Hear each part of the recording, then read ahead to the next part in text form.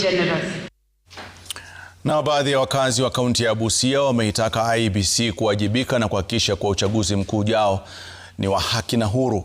Wakizungumza katika kaunti ya Busia, wakazi hao wanasema kuwa wako tayari kupiga kura mwaka ujao kwa 100%, wakiwataka maafisa hao kutekeleza majukumu yao kwa uwazi.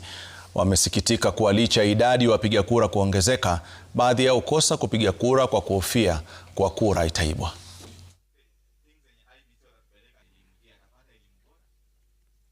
Sisi tumekata kura. Mtu kama mimi nimemaliza kila kitu, niko 100%. Kwa hiyo 100% yangu kitu tunataka ama mimi nataka sisi tutapiga kura, ndio tutaenda, kwa sababu ya kwamba wanasemangu ukipiga kura enda nyumbani. Sisi hatuwezi kaa huko kama agents, lakini wakati ya kuhesabu hiyo makura utapata dosari. Au watu wakuwe straightforward vile sisi tunakuanga straightforward kwa kupiga kura. Mara hii tunaomba IEBC wafanye haki. Wanaposoma hizo results, wacha zitoke jinsi wananchi sisi tumepiga.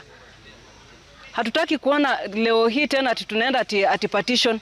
Hatutaki mambo na petition.